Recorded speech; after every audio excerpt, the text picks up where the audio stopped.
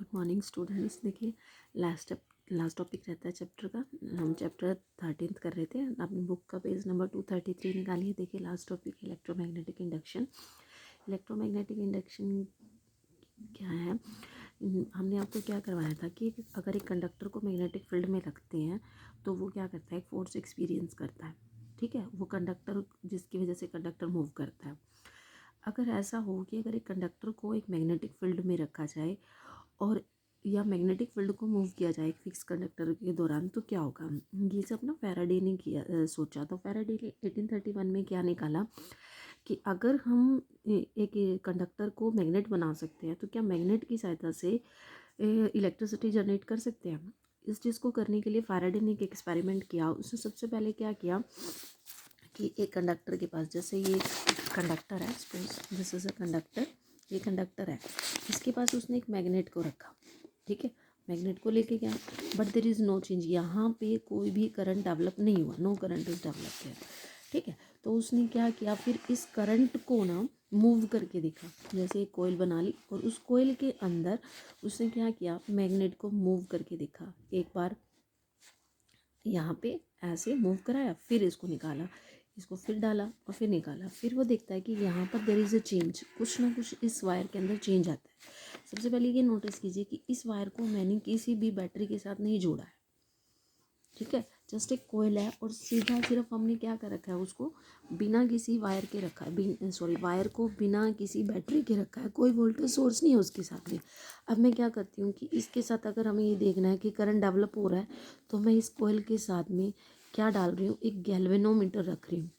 एक गैल्वेनोमीटर, ये गैल्वेनोमीटर क्या करता है, गैल्वेनोमीटर एक सेंसिटिव डिवाइस होता है।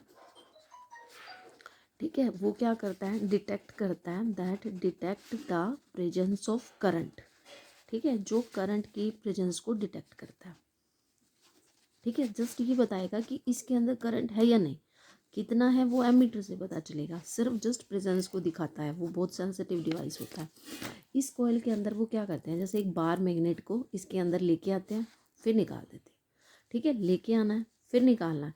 ऐसा नहीं है कि इसको स्टेशनरी नहीं करना है। एक बार आप अंदर लेके आओगे तो गैल्वेनोमीटर का पॉइंटर घूमेगा, इसको बाहर निकालोगे फिर घूमेगा। बट जब आप इसको काफ़ी देर तक इसके एज इट इज़ रखते हो, स्टेशनरी रखते हो, तो गैल्वेनोमीटर का पॉइंटर जो है वो नहीं घूमता है। ठीक है, देखिए इसमें एक एक्टिविटी दिखा रखी है ना, फिगर देखिए 13.6, ये एक्टिविटी सेम है। उसने क्या दिखा रखा है आपको, देखो ये एक कॉइल ले रखी है, इसके अंदर वो क्या करता है, एक बार मैग्नेट को साथ लेके जाता है और किलोमीटर का पॉइंटर क्या करता है, देखो उसने लिखा ना, indicate the presence of galvanometer की नीडल अगर मोमेंट्री डिफ्लेक्शन देती है, मान लो राइट की तरफ देती है, तो इसका मतलब क्या होता है, उसके अंदर करंट फ्लो कर रहा है। और डिफ्लेक्शन जीरो हो जाती है अगर जब मोशन ऑफ द मैग्नेट, यानी कि अगर हम मैग्नेट को एज इट इज़ रखें तो मोशन क्या हो जाता है, स्टॉप हो जाता है।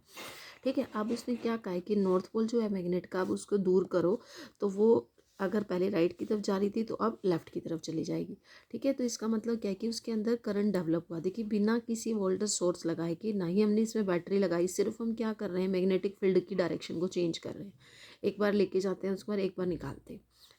इसकी वजह से उसके अंदर क्या होता है, डिफ्लेक्शन आती है। तो दैट मीन्स उसके अंदर करंट प्रोड्यूस होता है। इस करंट को क्या कहते हैं हम, इंड्यूस करंट कहते हैं। ठीक है, अगर कोयल को स्टेशनरी रखेंगे तो डिफ्लेक्शन जीरो हो जाएगी। दैट मीन्स अगर कोयल स्टेशनरी रहेगी तो वह करंट इंड्यूस नहीं होगा। देखिए गैल्वेनोमीटर दिखा रखा है ना, गैल्वेनोमीटर एक ऐसा इंस्ट्रूमेंट है जो करंट की प्रेजेंस को डिटेक्ट करता है। पॉइंटर जीरो पे रहेगा अगर कोई करंट नहीं हो रहा है।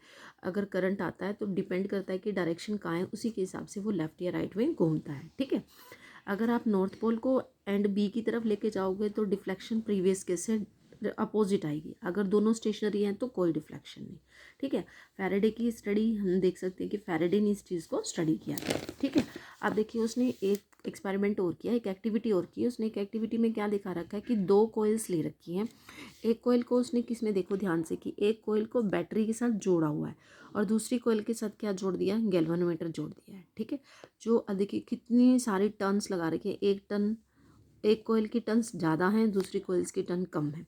अगर इसमें 100 टन्स है तो इसमें 50 टन्स है। ठीक है, ये तो सिर्फ सेटअप गया। फिर वो ये देखता है, देखो उसने कुछ भी इसके अंदर से करंट फ्लो कर रहा है तो ये चीज़ क्या बन रही है, एक मैग्नेट की तरह बिहेव कर रही है। वहाँ पर उस एक्टिविटी में हम क्या कर रहे थे, हम एक रियल मैग्नेट लेके जा रहे थे। अब हम यहाँ पे क्या लेके जा रहे हैं, एक इलेक्ट्रोमैग्नेट लेके जा रहे हैं। ठीक है, ये वास्तव में मैग्नेट नहीं है, बट हमने क्या किया, इसके अंदर से करंट पास किया। एक इंसुलेटेड कॉपर वायर है, तो इसका मतलब क्या होगा कि ये करंट मैग्नेट की तरह बिहेव करेगी। इसके अंदर जो मैग्नेटिक फील्ड अराइज होगा होने की वजह से इसको क्या कहा जाएगा, इलेक्ट्रोमैग्नेट कहा जाएगा। लेकिन यहाँ पे जो फील्ड प्रोड्यूस होगा इस फील्ड से, अगर इसमें इस कॉइल में जो खुद बैटरी से कनेक्टेड नहीं है उसके अंदर भी करंट आएगा। ठीक है, अगर पोटेंशियल डिफरेंस इंड्यूस हो जाएगा कॉइल 2 में कॉइल 1 की वजह से, ठीक है, तो फिनोमेना क्या कहलाएगा, इलेक्ट्रोमैग्नेटिक इंडक्शन कहलाएगा। ठीक है, और ये इंड्यूस करंट सबसे ज़्यादा हाईएस्ट कब होगा, जब जो डायरेक्शन है वो राइट एंगल पे होगी। जो मैग्नेटिक फील्ड है ना उसमें मोशन जो है वो राइट एंगल पे होगा। इसमें हम एक सिंपल रूल को फॉलो करते हैं। देखो ये रूल है हमारे पास, फ्लेमिंग राइट हैंड रूल। देखो ये फ्लेमिंग का राइट हैंड रूल है। हम क्या कर सकते हैं, अपनी राइट हैंड की फिंगर्स को देखो, 3 thumb, first finger, central finger को, एक तीनों को एक दूसरे के परपेंडिकुलर रखिए। ठीक है, फर्स्ट फिंगर फील्ड को दिखाती है, सेकंड फिंगर करंट को दिखाती है, तो थर्ड फिंगर किसको दिखाएगी, इंड्यूस करंट के मोशन को दिखाएगी। देखिए right hand rule induce current के लिए है और left hand rule simple current के लिए है। ठीक है, ये इंड्यूस है जो हमने डेवलप किया, जो किसी बैटरी से नहीं आया, जबकि हम वो रूल किसके लिए करते हैं, जो बैटरी से निकाला जाता है। ठीक है, अब हमारा चैप्टर कंप्लीट होता है। इसको स्टडी कीजिए अच्छी तरह से सारे चैप्टर को। अगर कोई प्रॉब्लम आती है तो आप मुझसे क्वेश्चन पूछ सकते हैं।